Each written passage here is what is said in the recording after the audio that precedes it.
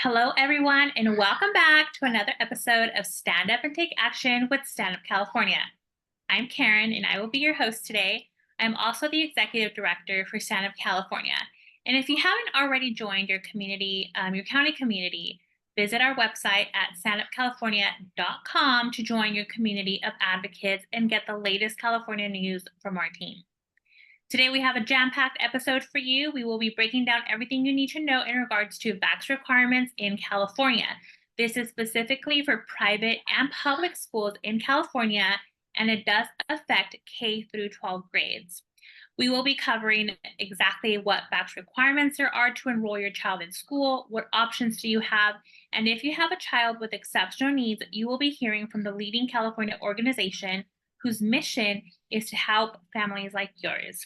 We will also be hearing what the organizations represented today are doing as far as litigation and health rights in California. We are breaking this episode into two incredible parts, so let's just dive right in. You might be familiarized with two important bills that shifted the way vax requirements were implemented in California for children to be enrolled in public or private school. In 2015 and in 2019 were the heaviest years, and both were authored by then Senator Pan. We are pleased to have and honored to have one of the organizations that have been in advocacy for our children's health rights since 2015, and that is A Voice for Choice Advocacy. A Voice for Choice Advocacy educates, advocates, and empowers people to be fully informed about their health rights with respect to informed choice, transparency, and privacy, including the composition, quality, and short and long-term health effects of all products that go into people's bodies, such as food, water, air, pharmaceuticals, and cosmetics. And it is my honor to introduce A Voice for Choice Advocacy President and Founder, Christina Hildebrand. Hey, Christina, how are you doing today? I am good. Thank you for having me. We are so excited to have you here. And I know that you've been a guest of ours before, and you've done a few episodes with us, but just give us a quick summary about yourself and what brought you to this advocacy space. Yep. So as you mentioned, I started A Voice for Choice Advocacy in 2015, and it was really SB277, which removed the personal belief exemption in California for school vaccines that got me to advocate and brought me to this place that we are in today, nearly 10 years later. So, before that, I definitely didn't go up to the Capitol and advocate. I just sort of kept to myself. So that really was what spurred it and has lighted the passion for me of doing this. And we want to just say thank you for everything that A Voice for Choice Advocacy has been doing. And it's crazy to think that it's been 10 years. And we're still going, we're still fighting. Yes. Now, before we get into the specific bill language, which are now law, so I should say the law language, can you just give us a quick glimpse of what specific vaccines are required for school here in California? Yep. So there are sort of 9 diseases that are required vaccines for, but it's really 5 different vaccines. So polio, hepatitis B, measles, mumps, rubella, which is one vaccine. You can't get that split up. Varicella, which is chickenpox, and then the DTaP or Tdap, which is diphtheria, tetanus, and pertussis, and those also can't be split up. So it's really those. I would say there are more than one dose required of all of those. And if you go to A Voice for Choice Advocacy under the Empower Us column, there's or menu bar, if you click on that, there's a whole article about like what's required, what we're going to go through today, but that gives the number of doses, or you can go to the CDPH website and get the same information. Awesome. Thank you so much. And for everybody watching or listening to us today, I will have all of the resource links available for you, so you don't have to feel like you have to write them down right now. We will have all of that information readily available for you. Now, can you talk to us a little bit about, so it is my understanding that there is certain vaccines have to be, the child has to have them before entering kindergarten. And then there's another, what we would call a checkpoint at 7th grade, correct? Correct me if I'm wrong. Yes. And so A Voice for Choice Advocacy did have a very successful win last year with AB 659 that would have required the HPV vaccine. If you can let us know a little bit more about that. Yep. So that was a bill last year that Assemblymember Agia brought forward. And it started off, it sort of morphed as it went along, but it started off as the requirement would be that all 8th through 12th graders would have had to have gotten the HPV vaccine for entry into public or private school. We currently in California, about 30% of teens are not vaccinated for HPV. It's one of those vaccines, it's probably the most controversial vaccine prior to COVID, from a safety standpoint and from an efficacy standpoint. Yeah, of course, the CDC says it's safe and effective, but it does have questions to it. And because it's a sexually related disease that it is trying to prevent, it is one that, parents have conversations with their pediatricians about it and may decide, well, my child isn't actively sexually active right now. And they're going through puberty. We don't want to do vaccines at that point. We're going to wait till they're 16, 17, 18, or when they become sexually active, or not at all. And so an HPV, for 99% of people, if you get HPV, it resolves by itself. So it's a very small percentage that this is targeting, and that it would, if it is effective as the CDC says it is, that it would actually help. And so we fought back on that. We got, schools to write in and say, we don't want this, because they could lose up to 30% of their student population. Assemblymember Agia then changed it to be community college, CSU, and UC universities. And so the public universities here in California would have had to require it. They also pushed back. We pushed back. We made them push back. And then it ended up being that it is a requirement that students get a letter saying that it's recommended by the CDC at 8th grade, and that they have to, and at college entry, and that they're recommended to get it, or advised to get it. And so we saw that as a big win, because it didn't get added to this vaccine schedule that's required for school entry. That is amazing. And that is a testament to the great work that a Voice for Choice advocacy does at the Capitol. And we're so thankful that you and your legislative team are up there advocating, meeting with the legislators, and really building those bridges alongside with school districts, superintendents, and of course the college. I don't know what you would call them, college boards. No. Boards, yeah. Mm-hmm. Okay. And I do want to ask, you are a wealth of knowledge. So this is like a very sporadic question, but what is a resource, whether it's a book or a documentary, that you would recommend to a family, parent that is wanting to learn more about their options in regards to vaccines, or that has the most information that would be of value to them? Yeah. So there are many, many books out there. My favorite book on, and I give this to people who are having babies because it takes you through, is Neil Miller's the Vaccine Safety Manual. And the reason I like it is he goes through every disease, tells you about the history of the disease, the symptoms of the disease, what you can do. I'm going to say naturally, or he has, I believe, some, recommendations for antibiotics and stuff like that. So it's not completely alternative, but what you can do if you get measles, if you get whooping cough, if you get, all these different things. And then he also goes through and breaks down the vaccine and the risks and benefits of the vaccine. And it is all supported by mainstream peer-reviewed journal articles.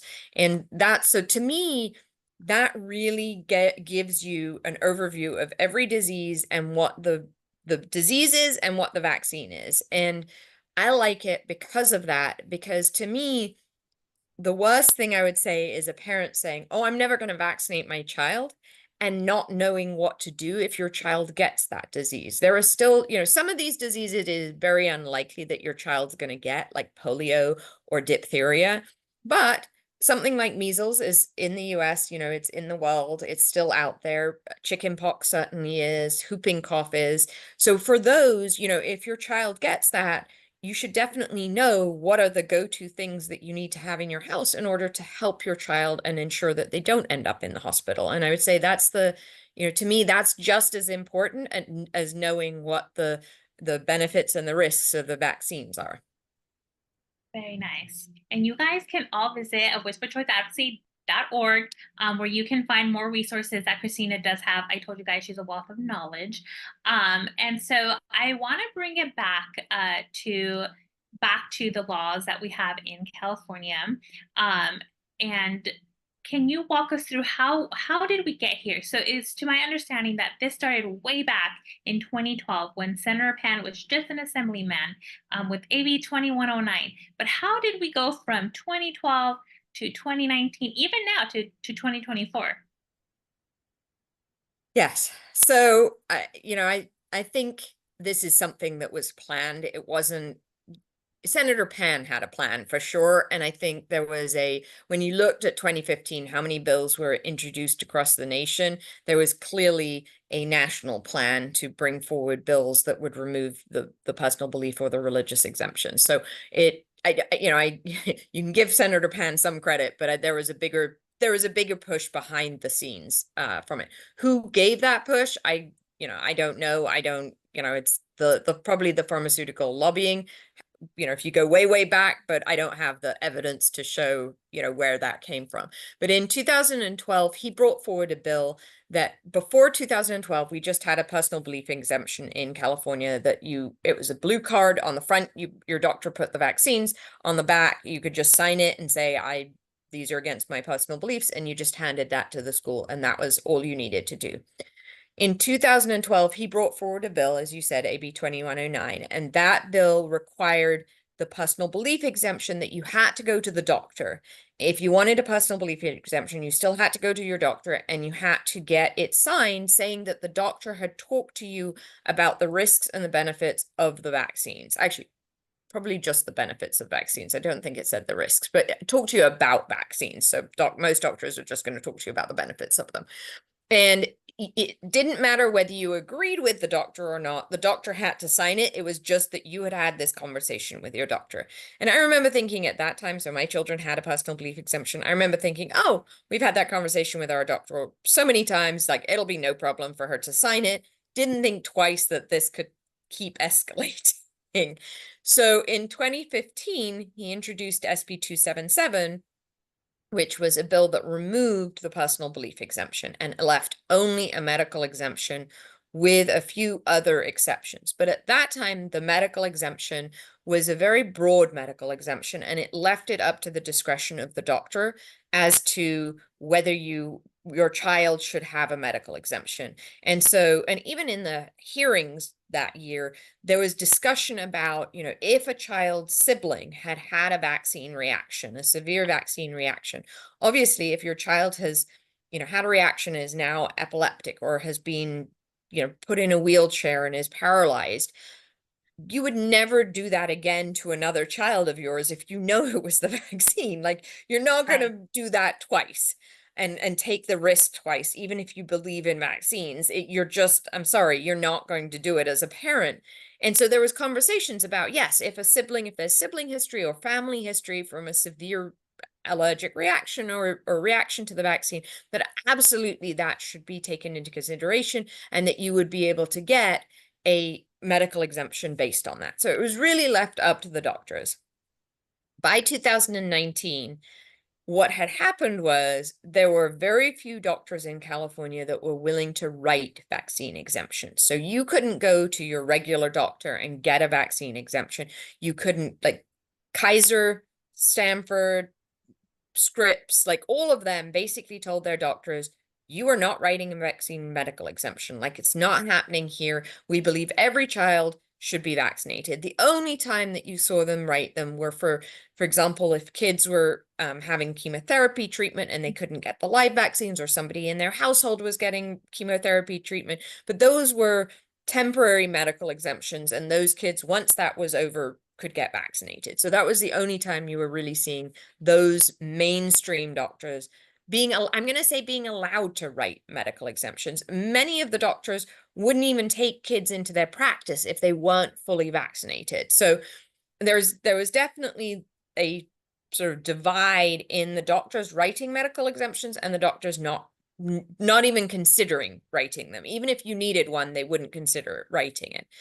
The doctors that were writing medical exemptions were very thorough. I mean, they all made sure they did not want to lose their licenses over this. You know, this is their livelihood. So they were very thorough. They had the children come in, they did genetic testing, they did other allergen testing, and they wrote medical exemptions based on family history, genetics, allergies, those types of things. Now, those are not contraindications to vaccines per the CDC. So the CDC has very, very strict requirements of what they say, oh, this person can't get a vaccination. And it's very strict in the fact that, you know, if you got a vaccine, let's say the MMR vaccine, you're only exempt from the MMR vaccine. You're not exempt from any of the other vaccines that I mentioned before. And so there is no way you can get, per the CDC, a blanket permanent vaccine exemption for a medical exemption for everything. That just doesn't exist. And that was what most of these doctors were writing because they based it on family history. Well,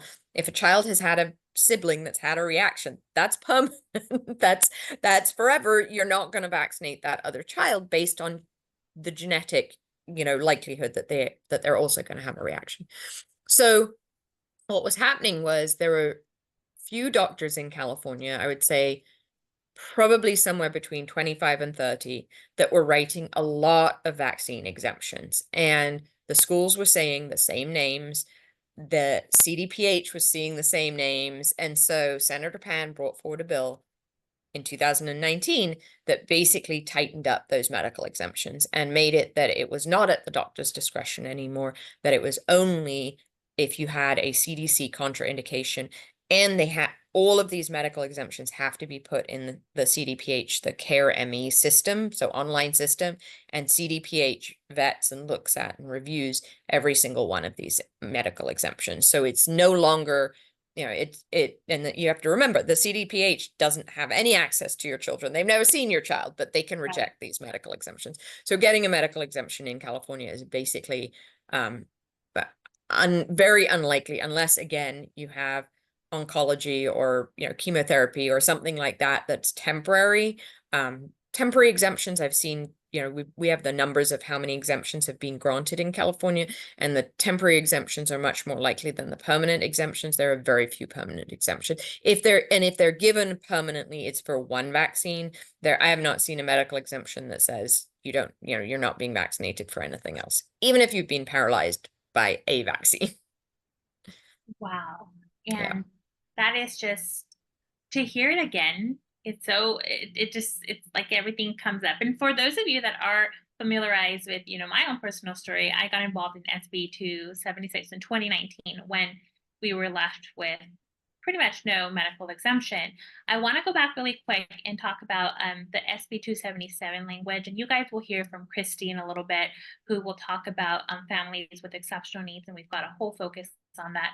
But I do want to talk about religious exemption. So personal, to my understanding, when they removed the personal belief exemption, that was the umbrella of any philosophical or religious exemption.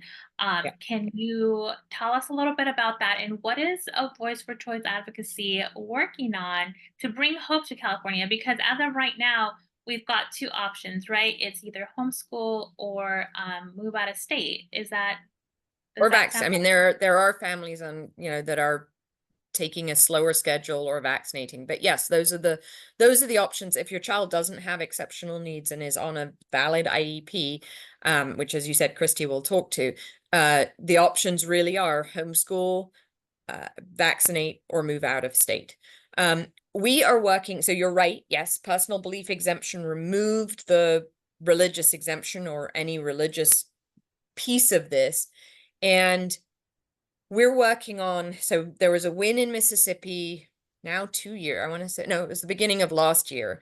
And it didn't reinstate. Mississippi never had a religious exemption. So it instated a religious exemption in Mississippi. And you have to realize Mississippi is a very, you know, Republican state, very, very different from California. So you can't just be like, oh, well, file this lawsuit and we're going to win it in California too. But when that was filed and they won, I went to our lawyers and I said, you know, I really want to put forward a religious exemption lawsuit here in California. We had a lawsuit in 2016. Unfortunately, it didn't go anywhere. And at that point, the Supreme Court would not have ruled in our favor. And so we decided not to appeal it all the way up there. This year, so last year, we filed in December, we filed a religious exemption lawsuit. And basically, we're saying that it is unconstitutional for California not to have a religious exemption to these school vaccine requirements. California, came back, they wanted a motion to dismiss our case. Their basis is sort of on 100-year-old, about 100-year-old, maybe more than 100-year-old lawsuits that upheld that vaccine requirements are okay to have.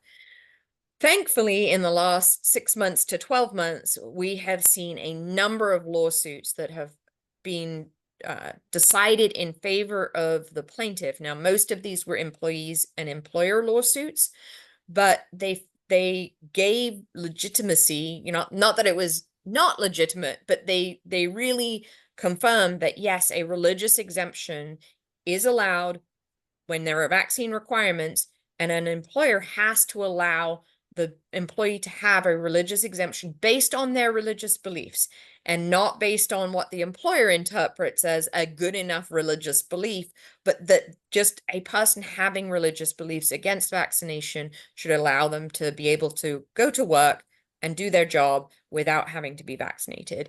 And so those, along with the Mississippi win, really have given us I'm going to say the oomph to take this lawsuit forward, and are really hopeful that we can get a religious exemption for childhood vaccines in California for school.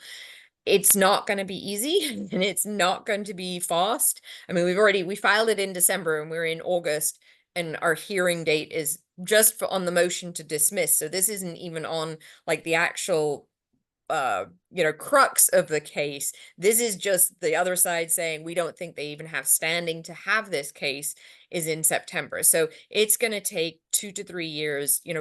Just an example, most of the COVID lawsuits, they were filed in 2020, 2021 when those vaccine mandates were rolling in, and they are only just being decided this year in 2024. So that just shows you how long it takes for these lawsuits to just move forward. So we're hopeful that the judge will grant us that they don't have, or not grant the other side the motion to dismiss, that we can move forward with the case. Once we do that, it'll probably be the beginning of next year before we have any form of hearing. We have to file briefs, so we have to, move forward with it. So it's not going to be a quick lawsuit, but we are hopeful that we will have a win along the way, and that we will get a religious exemption for children in California to be able to use that, for parents to be able to use that. And just to be clear, it's the religious beliefs of the parents, one parent or both parents, and it's not the religious beliefs of the child, because the parents govern the parents govern your vaccination prior to when you're 18. That gives me so much hope. And I hope for any of you guys listening and watching us that inspires you to link arms with the Voice for Choice Advocacy. Go to their website, be curious about what they're working on, both at the Capitol, because you do also have a bill through the legislature that will remove bisphenol, all forms of bisphenol, from children's feeding and teething products. What bills they're supporting and of course opposing, and also litigation. And if you would like to donate to a Voice for Choice Advocacy, I'm sure that they'd be more than happy. They've got a new merch line. I was looking at their website, super amazing merch that has just come out, and all efforts, of course, I'm assuming would go to things like the litigation. So Yep. Christina, I'm so thankful for you. Is there anything else you would like to add, and where can people find you? Yeah, so voiceforchoiceadvocacy.org is our main website, and all of this information is on there. We have a lot of resources, and just as you said, there's litigation, there's legislation, there's a section where the California school requirements is called Empower Us, that just has a whole lot of resources on various topics that you can go through, and we give you sort of a step-by-step guide to how to do things, everything from these vaccine requirements to things like growing trees and collecting rainwater. So wide variety of topics there. I would say I appreciate you saying donate to us. You know, these lawsuits are not inexpensive. We pay our lawyers.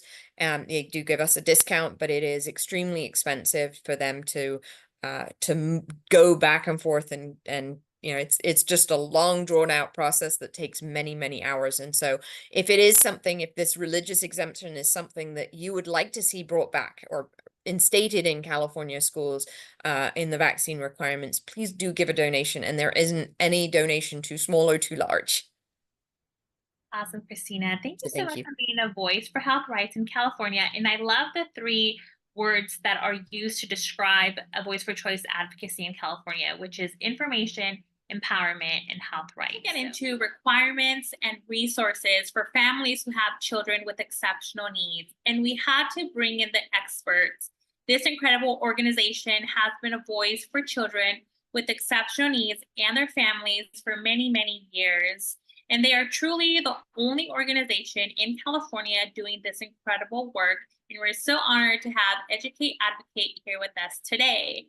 Educate Advocate is a California statewide nonprofit 501c3 organization that serves families with exceptional needs. And their mission, I love the way that they've broken down their mission, is to, number one, assist and provide support to anyone with or connected to someone with special needs and or disabilities at any age, to provide a website with resources and materials useful for families with special needs, to provide referrals to low-cost advocacy providers, and to have special needs family-friendly events. I love this one. All events are open to all, regardless of severity of disability, special needs, or non-disability. They encourage inclusion.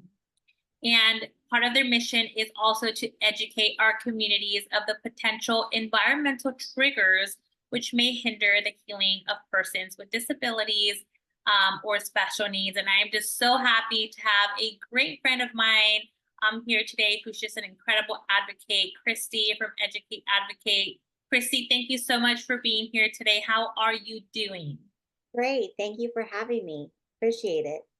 Yes, absolutely. We're so happy. And I know that you've been here before, and we've done a few episodes on Stand Up and Take Action with Stand Up California. But for those of our new community members, if you can just share a little bit about yourself and how you got into this advocacy space. Yes. So I'm Christie Sepulveda-Burchit. I have been in Educate Advocate since its inception. I founded it along with some fellow families, and it's been over 10 years. We got started because we wanted to help our own families, our own children who have special needs, and help out each other and then other families. So that's kind of how we came together, and we just grew from there.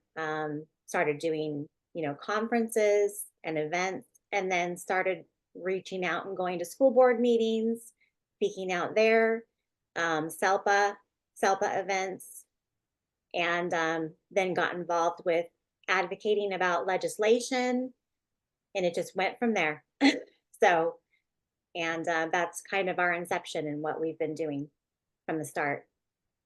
And we just want to say thank you so much for providing a safe place for families. A lot of the times, I homeschool, and when I got started homeschooling, I felt like a fish out of water. Like I didn't know what was happening. I didn't know where to start. But to me, the first, thing that was so helpful was community. And I think we all need to find the community that just makes us feel heard and makes us feel seen and makes us feel, comfortable. And this is life. And we're just so thankful for everything Educate Advocate has done, is doing, and will continue to do for families with exceptional needs. Definitely. So we talked a little bit about SB277 earlier, and this bill passed in 2015, authored by then Senator Pan. Yes. SB277 did remove the personal leave exemption, and under it was the religious exemption, philosophical exemption, right? Because they were all under the umbrella of a personal leave exemption. However, at the last minute, I want to say, kind of, sort of, there was some language put in there to protect our most vulnerable children. So, Kristie, if you can just get into what happened, take us back to 2015. What happened? What was that language? And what does that mean for the families who have children with exceptional needs? Yeah, so this definitely came up prior to the final hearing, which would have been in the Assembly Health Committee. And it came up as a concern because there are federal rights that are given to students who have an IEP, meaning that they have a right to their education, their in-person education, their supports, all of those things, their services. So there was amendment language that I'm sure was discussed behind the scenes that this bill was not going to make it out until the amendment was accepted. So that happened in the Assembly Health Committee. They discussed it. I recently reviewed the transcripts of that hearing, so I'm pretty familiar with the conversation that happened. And it was clarified what was going to be in the language. And so it's very clear that students on this is the way I say it to families. I definitely do not call it an exemption, an IEP exemption. And in my mind, it is not that. It doesn't operate like an exemption, like a medical exemption or a personal belief exemption. It is just this. If a student at an IEP is able to receive their services, supports, and education that are outlined in their IEP, regardless of their vaccination status. And I know it's a long-winded way to put it, but that is really what this boils down to. They are allowed to get their in-person education supports, regardless of their vaccine status, if they're on an IEP. So that is how I say it. And that was made very clear in the questions and answers that happened during the Assembly Health hearing on SB277. Great. And what was the biggest takeaway of that hearing for you as an advocate for special needs? I mean, was that a win? And for those of you that may not know, or who you haven't gone back and watched some of our previous episodes, an amendment is just either language that has been removed or language that has been added to the bill, like Kristie said, so that it can pass. Sometimes that's a good thing. Sometimes it's not so much, but we can celebrate amendments as good things. So, Kristie, what did that mean for you? Was it a win? Was it? I don't know necessarily if people felt that it was a win at the time, because if you recall, the medical exemption that was given during SB 277 was kind of expanded. So people were, I think, more focused on that and more happy with that success. This was just an issue as far as students on an IEP. This was an issue that the committee and probably select legislators felt that this needed to be changed because they needed to get in line with federal law, and there would be problems in the way of probably litigation if they didn't get the bill in line with federal law. So it was a win in that we didn't have to go after litigation, you know, for this issue, because it was it was taken on. And I don't think that Senator Pan was too excited about this particular amendment, but it wouldn't have passed out of the committee if he hadn't taken it. That was made very clear. If you can still go back and watch the video, and I encourage you to take a look, because it was kind of a lot going on in the discussions. That was very clear during the committee hearing, was that he needed to take this amendment in order for the bill to get through that final committee. Okay, and maybe we will add that conversation or that hearing onto Stand Up California. Maybe if Educate Advocate does put it up on your YouTube channel, we can share it it would be great to go back and just re-listen to the hearings. I recently went back for the religious exemption portion of it, and there were so many conversations that happened that are very important for us to just go back and listen with a fresh set of ears. Right. So let's talk about the process. So family, they have a child with exceptional needs. What would be the first step that they should take if they believe that, their child would qualify, they think their child qualifies for an IEP?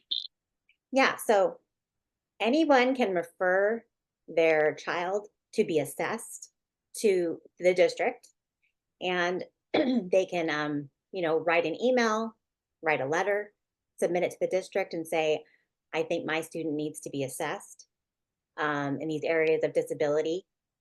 I refer families to a website through Disability Rights California. They have a template letter for requesting assessments, and I frequently send that template link to families to utilize to do an assessment. And what I want to caution people to say is, don't do this because you're just trying to get out of vaccines. If you truly feel, or someone, a teacher, someone connected to your child truly feels there are learning issues that are prohibiting them from participating in the classroom, prohibiting their learning, then definitely you want to go this route and get your student the help that they need. So that's kind of the first step. There is also on Disability Rights California a great, which they've kept it up all of these years. That was my reference when my son was very young, called Special Education Rights and Responsibilities. And if you notice on our website, we have a similar sounding page. I'm a big believer that all parents, not just special needs parents, have rights and responsibilities. So this is written by an attorneys, but it's a question answer format, and it's very easy to read and understand language, just going through all of the steps, everything involving the process with basically the special education process. So those are the references that I refer families to routinely to get started on this particular journey. And we so appreciate your transparency and having these resources listed. I am a resource parent. I love to have them at a click of a button, and you guys have made it super easy on your website also to go and just find things. I do just want to let everybody watching us today that we will be linking any resources named today on the description of this episode. And if you have any questions, you can also just reach out to us and we will get those resources, the resource links over to you. And I do want to remind everybody watching us as well, as Kristie said, this is not an exemption. We have talked about the laws that did essentially removed or made it really hard for families in California to obtain exemptions for their children. And this is why many of us, myself included, we are now homeschooling because we were left with no option for our children to attend public or private school. But also there's an importance of, linking arms with the organizations here today. And we heard of Voice for Choice Advocacy and their litigation efforts and everything that they're doing for health rights in California. And we really need to amplify what they're doing and just share it with people, because people need to be informed that even though an IEP is not an exemption, there is still, organizations moving forward with trying to remedy the fact that we have really no functioning exemptions for children that do not have disabilities. So I just want to ensure that you all remember that, and please make sure you follow both the Voice for Choice Advocacy and Educate Advocate. Now, I do have another question for you, Kristie, and I've been curious about this one actually, just in the recent few weeks.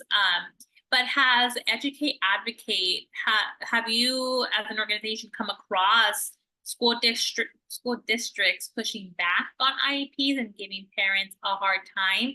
And if parents do experience this, what can they do? Yeah, that's a great question. Yes, ever since the bill was signed into law, it's been, and we're almost at the 10-year mark, if you can believe it. And our website, which was already in existence in 2015, added a page having to do with this very issue where we put everything. So that's our SB277 IEP page on our website.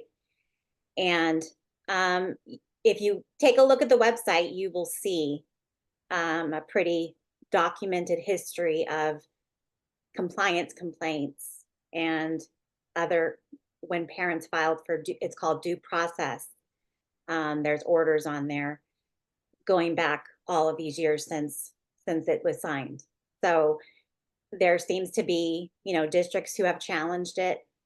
I can say as of today, as we're recording it, that parents have been 100% successful with their students in keeping them in school, their student on an IEP. And, it's been working really well. So that's what I can say for today, that it's been working really, really well. And the law has been very clearly on parents and students' side. And our website with that page gives you all the information, including, for the first step, if a district says no, they can't come to school, there's a letter, template letter on that page at the very top to submit to the district as a first step. And usually that's as far as it goes. Like, the information in that letter is sufficient for the district to listen and understand. But some districts, push back, and you can see the list of compliance complaints. I haven't even counted how many there are there, but there's quite a few. And again, all found in favor of the student to stay in school. So that's kind of how it's gone. We hoped that the California Department of Education would issue something to make that very clear, but they haven't. All we have is these compliance complaints. And earlier this year, there was a stay put order, which we have up on our website. I personally love the language the judge used throughout the stay put order. A stay put order is when a family files for due process. That's like a hearing, right? Because the school district doesn't want the student in school because of their vaccine status, student on an IEP. The first step is a hearing where it's called like a stay put hearing, which means that either the judge will find in favor of the family and say, no, this student needs to stay put, stay in their placement while we're going to go for the hearing. We're going to do the hearing process. Or the judge could say, no, the student needs to, like the district says, not stay in their placement. That's why it's called the stay put. They either stay put or they don't. And so the judge ruled, and I think this was in April of this year, that the student need to stay put in their placement. And I would have copied and pasted pretty much the whole order, because it was beautiful language the way that the judge wrote. I want to say one thing about this that I've noticed as of late. There doesn't seem to be any issues, at least as of late, with many of the school districts. If the student is a student on an IEP in a classroom filled with students on an IEP or medically fragile students, the only issue they seem to have, or when they seem to have an issue, is when it's a student on an IEP in a general education classroom with other general education students.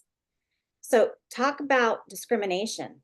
You only have a problem with that student on an IEP not being vaccinated if they're around the general education population, not around the medically fragile IEP students. So, I mean, that just sounds so wrong to me on a whole other level. And I think the judge did a good job of speaking to that in the Corona case. So it's not a long read. I want to say it's 5 pages, maybe around there. Okay. It's not a very long, it's under 10. So if you have a chance, take the time to read it and enjoy and bask in the beauty of that language, because I think he did a good job of highlighting, getting to the crux of why that's a problem. So among other things that were covered in that stay put order. Yeah. And to families who have children with exceptional needs, you've heard it from Kristie, the law is on your side. You've got Educate, Advocate on your side. Please don't feel like you don't have options. You've got a great organization behind you. And if you have any questions, any questions at all, I know that Kristie and the Educate, Advocate team, they're ready to support you in any possible way. And this is why we had to bring in the experts today, so that she can just break it down for us, and exactly what options are there for children who are on an IEP in a school. Now, Kristie, I do want to ask if there's anything else you would like to add today. I think you've given us such great information, and you've broken it down super amazingly for us, and we're thankful for you. But is there anything else that you would like to add? And also, just out of curiosity, is there any legislation you guys are working on this year? Because we didn't really get into the nitty-gritty of legislation, but Educate, Advocate has worked in the past with legislators to sponsor legislation, and this is just a testament that their work continues to grow. They're working hand in hand with legislators at the Capitol, and that's huge. That's a huge milestone for an organization, at least to me, to be sponsoring legislation. So 2 questions to end. Is there anything you would like to add? And are you guys working on any legislation? We've got, I think, a few weeks left, if not like 2 weeks left of the legislative session. So Right. give us an insight, Kristie. Well, first of all, besides our website lists a couple of advocates on that page. And I don't think they'd want me to name them by name, but you can see their names there if you go to the website. And I just want to lift them up and thank them and praise them for being wonderful advocates for families. There's other people that help as well beyond that, but these 2 are fearless fighters, and they've been that way since the bill passed. So I wanted to just take a moment to lift them up. I think I should say their first name. They both happen to have the same name, so Shannon. So I want to lift the Shannons up. They've just been wonderful and just a light to, I don't even know how many, countless families across the state. And yeah, they're This wonderful. would be that part in my Zoom meetings. Usually when I'm in regular Zoom meetings or team meetings, I overuse the emojis, and I'm like, heart, celebration. So if I could put like 100 hearts for the Shannon, this is what I would be doing. And if they're watching us today, just know that in my heart, I'm putting heart emojis, and we're so thankful for you, Shannon, and of course, Kristie, for all of the work that you guys are doing. Yeah, they're amazing. They're amazing. And I don't know if they, want to be front and center. So I just wanted to, their information is there if the help is needed, but definitely I would say, if help is needed, first email us, see the page with the website, then email us for the Educate Advocate email.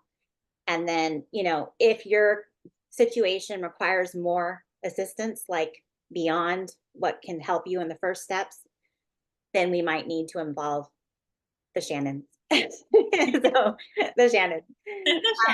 So I just wanted to point that out, that they're amazing. And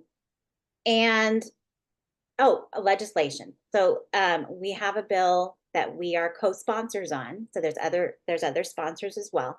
SB445. It's an IEP translation bill. It was just amended by the committee.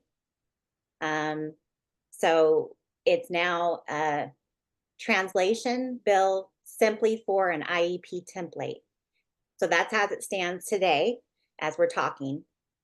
There's been, a lot of changes because the appropriations committee had just amended it. And that just happened this week.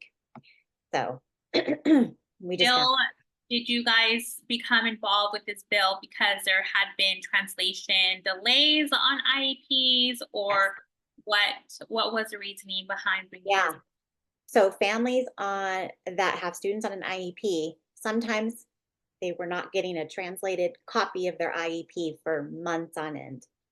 And, you need these things in a timely fashion in order to be able to know what the goals are, what is needed to assist your child. And they haven't gotten this. So unfortunately, our iteration of this bill, it's been attempted several times and unfortunately vetoed several times. And this year being a not so great budget year, we expected the same. So we did amend it, but it got amended, like I said, by the committee itself, appropriations, to, kind of pretty much take away the rest of the bill and just leave translation of the IEP template. So that's kind of out of the hands of the, Senator Portantino is the author, as far as, the committee had done that.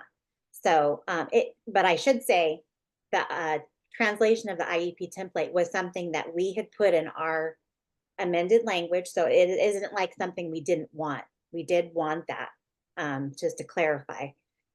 But it was just like our real goal was after the timeline of the IEP document in general. And we, unfortunately, were not able to achieve that. Could it be brought back maybe next year to deal with the portion of the bill that was unfortunately amended out of the bill? Right. Yeah, we're hoping. We're going to continue. We have a coalition now of organizations that are really working on this and trying different avenues. And we just keep building up and just working together. And the great news is this last year, we've talked to a lot of different entities, in state government and other lobby type of groups. So have gotten to know these kinds of entities. So that's really good too, to have that, relationship start building. You need that because you need allies for, any kind of future bills that come up, whether good or bad. You need some allies there. Yes, So. and we covered this in our legislation video, but to those watching, this is why I appreciate A Voice for Choice Advocacy, Educate Advocate, and we'll talk about CHCA. They have really built those relationships, like Kristie said, not only with legislators in the Capitol by supporting their bills and, yes, opposing, but realistically, we need to support the good things happening in the legislature as well to build those relationships and get things happening and moving for our children, for our families here in California. So I appreciate that from these organizations and all of the work that they continue to do at the Capitol as well. So yeah. Thank you. Thank you. And where can people find you? Do you guys have an Instagram, Twitter, YouTube channel? Where can they find you? And again, guys, don't think you have to write it down really quickly as Kristie's going through it. We will link all of the resources in the description box. And if you can't find something you're looking for, feel free to send a message and we can send you the links there. Yes. So we're pretty much everywhere.